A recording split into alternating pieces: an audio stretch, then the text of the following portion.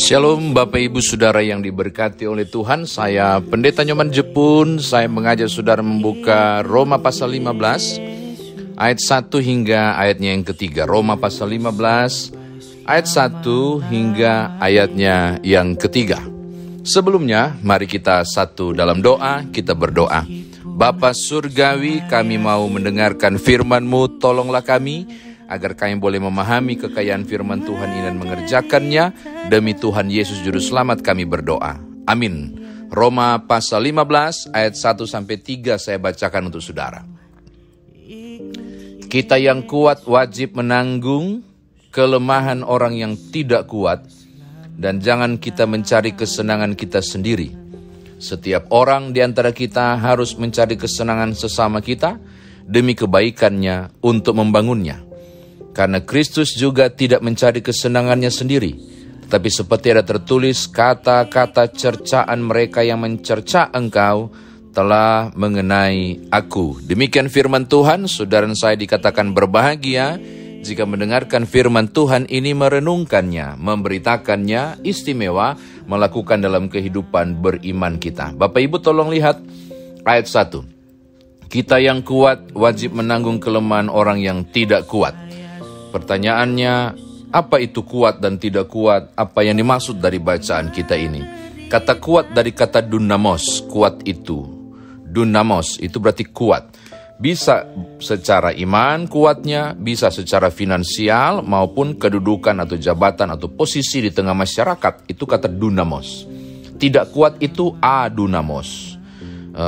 Ya sama juga soal iman, soal finansial, tapi juga soal kedudukan, status sosial di tengah masyarakat dan seterusnya. Nah, ketika saudara bicara soal membaca teks ini mengatakan tentang kuat dan tidak kuat, acap kali pikiran kita soal mereka yang mampu dan tidak mampu, mereka yang level di atas atau level di bawah, mereka yang hanya berhubungan dengan hal-hal yang soal bisa dilihat untuk dibantu dan ditolong. Benarkah demikian Bapak Ibu? Banyak orang salah kaprah membaca teks ini. Saya mau kasih tahu Bapak Ibu bahwa Alkitab itu awalnya itu tidak ada pasal, tidak ada ayat. Tidak ada. Tapi kemudian demi kepentingan orang Kristen membaca agar mudah dicari dan dapat segera menemukan, lembaga-lembaga Alkitab sedunia kemudian membuat kesepakatan untuk memasang pasal, juga memasangkan ayat. Saya berharap saudara mengerti maksud ini. Nah sekarang ketika surat Roma ini sebenarnya tidak ada pasal, tidak ada ayat, apa yang saudara bayangkan? Kesatuan yang tak terpisahkan. Tapi ketika dipasang ayat dan pasal itu jadi terpisah. Ya toh? Nah sekarang saya mau ajak saudara membayangkan bahwa Roma 15 tidak terpisah dari Roma 14. Karena memang aslinya tidak ada pasal, tidak ada ayat. Apa jadinya? Kita akan baca, coba lihat pasal 15 ayat 1. Kita yang kuat wajib menanggung kelemahan orang yang tidak kuat, dan jangan kita mencari kesenangan kita sendiri. Ada apa itu? Saudara bisa naik ke atas, saudara akan menemukan soal pasal 14 ayat 2. Segala jenis makanan, tetapi ada orang yang lemah imannya, hanya makan sayur-sayuran saja. Wow.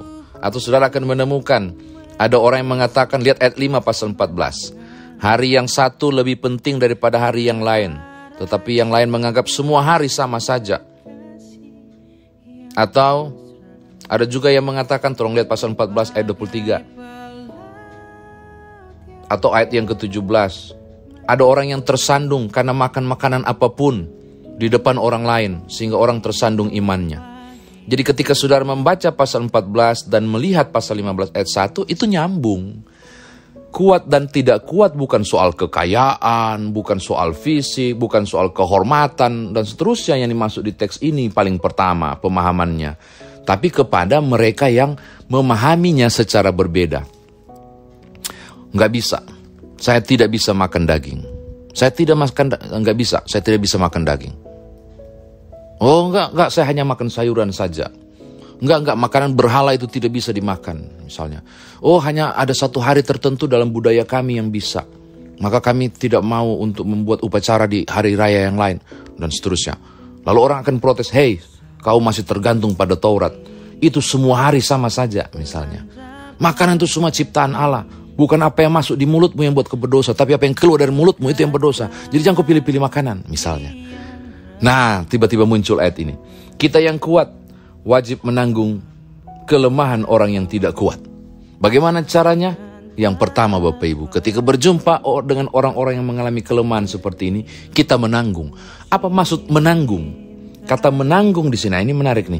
Kata menanggung ini menunjuk pada kegiatan yang terus-menerus dilakukan secara aktif, present aktif. Dalam tensis Yunani mau bilang begini, bahwa segala hal yang kita lakukan untuk orang lain yang kurang paham, yang cuma begitu aja pemahamannya soal hal-hal seperti ini, kita maklumi. Oke lah, karena kau cuma bisa makan sayuran, ya kau tidak salah kok, kau benar aja kok. Saya ngerti lah soal itu. Saudara tangkap maksud saya? Itu yang maksud dengan kata menanggung. Menerima, supaya tidak lagi ada perpecahan, jangan sampai saja ada konflik. Saya nggak bisa di hari-hari yang lain. Pokoknya cuma hari itu, dalam keyakinan kami cuma hari itulah yang pas. Oke lah, oke, nggak masalah, kita bikin di hari itu aja ya. Itu pemahamannya. Itu pada prinsip soal menanggung itu. Lalu hal yang kedua apa yang harus dilakukan? Coba corong lihat ayat 1 bagian akhir. Dan jangan kita cari kesenangan kita sendiri, tapi kesenangan orang lain saja, masih dengan present aktif. Berarti kita mengupayakan supaya orang lain senang. Maksudnya apa? Kita turunkan level kita. Karena kau tidak bisa makan daging, maka ketika saya makan denganmu, saya hanya akan makan sayur saja. Kira-kira begitu. Ketika kamu ternyata tidak bisa untuk melihat hal-hal yang haram dan tidak haram itu di atas meja makan. Oke. Khusus karena kau datang di rumah ini, maka itu barang tidak ada lagi. Itu maksudnya. Kita menyenangkan orang lain. Tapi tolong ingat Bapak Ibu ya. Menyenangkan yang di sini, lihat ayat yang kedua. Setiap orang antara kita harus mencari kesenangan sama kita demi kebaikannya, untuk membangunnya. Kesenangannya ini maksud supaya kebaikan.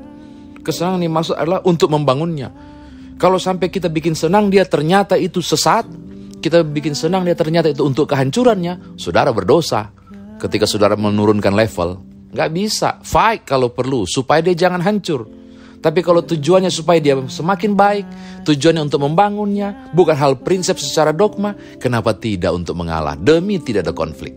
Itu maksud soal yang kuat dan lemah ketika berjumpa pada pemahaman pertama inilah. Tetapi juga Bapak Ibu, itu bisa juga pada pemahaman yang kedua, soal marilah yang kuat menolong mereka yang lemah. Itu bisa juga menjadi pemahaman kita soal itu. Paulus meminta agar juga orang-orang yang benar-benar mampu dan kuat menolong mereka yang lemah. Tapi pemahaman pertama ini yang menjadi penekanan saya ketika mengurai ayat yang pertama. Selanjutnya Bapak Ibu tolong lihat ayat yang ketiga. Mengapa harus dilakukan seperti itu? Mengapa kemudian kita menanggung mereka yang lemah sebagai seorang yang kuat? Lihat ayat 3. Karena Kristus juga tidak mencari kesenangannya sendiri, tetapi seperti ada tertulis, kata-kata cercaan mereka yang mencerca engkau telah mengenai aku, karena Tuhan Yesus melakukannya. Maka ketika saudara mengerjakannya, saudara sedang membuat refleksi, pantulan, proyeksi tentang Yesus. Mengapa? Karena Yesus juga melakukannya. Menanggung dosa dan kelemahan orang, menebusnya, dan menurunkan level setara hamba yang paling hina tersalib di kayu salib. Jadi ketika saudara mengerjakan poin penting dua hal tadi, yaitu menanggung dan menurunkan level, saudara sedang memproyeksikan Kristus bagi orang lain yang melihat tindakan saudara. Coba lihat. Ini sesuatu yang istimewa. Saya kira demikian firman Tuhan ditafsirkan. Nah sekarang bagaimana kita bawa dalam kehidupan beriman? Saya mau katakan hal yang pertama Bapak Ibu.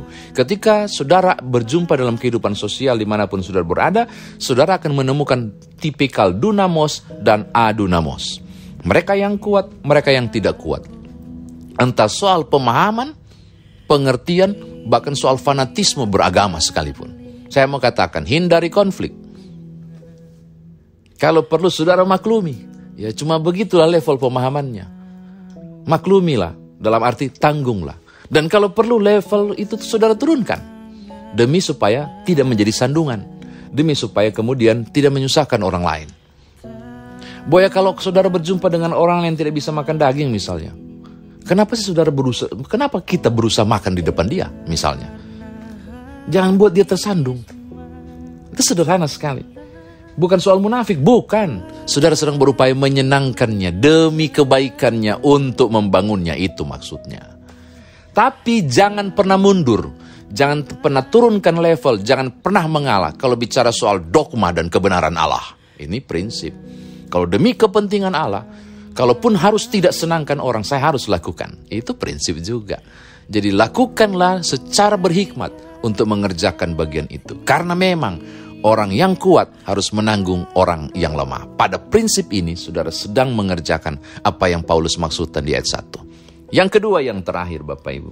Di sisi yang lain, kita harus kembali juga pada relevansi dan aplikasi. Kuat dan lemah juga bicara soal kehidupan bersosial. Saling tolong, saling membantu. Di posisi jabatan saudara yang strategis. Di kemampuan kekuatan finansial saudara yang strategis. Di kekuatan iman saudara yang sangat strategis. Saudara harusnya bisa pakai untuk menopang, menanggung orang yang lemah. Mudah-mudahan Bapak Ibu mengerti maksud saya. Bahwa di posisi jabatan saudara itu tidak pernah kebetulan.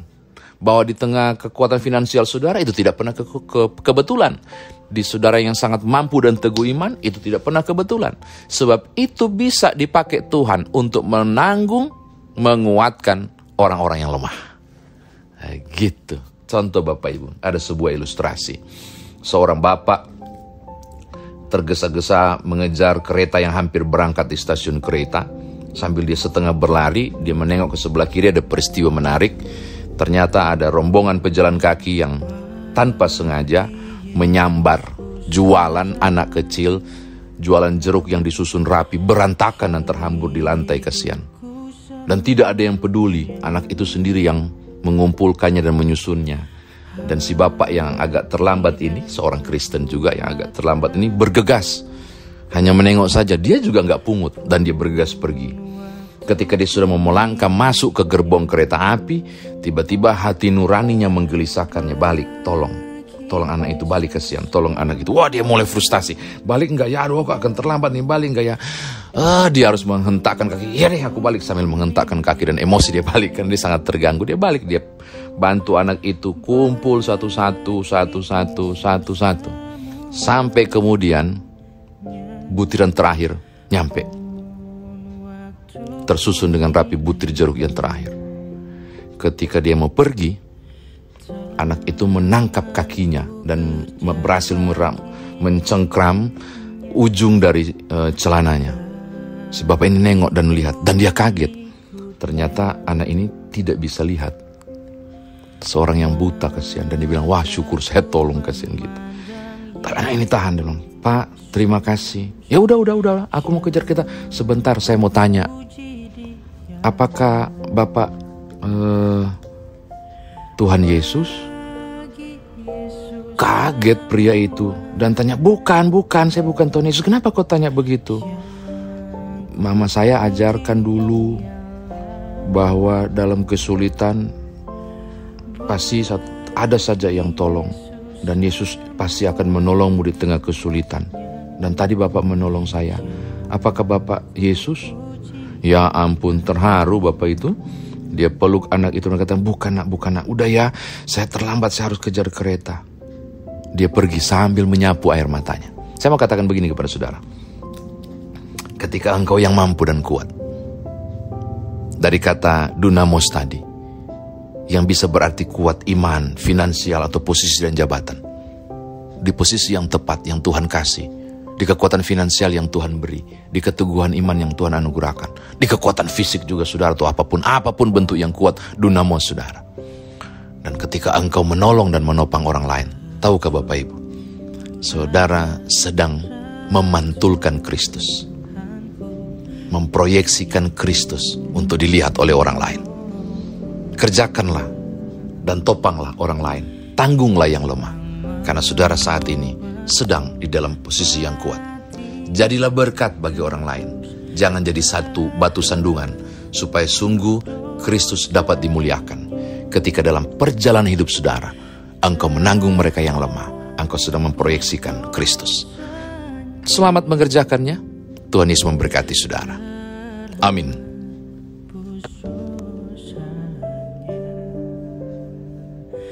Yang mau bertobat Yesus.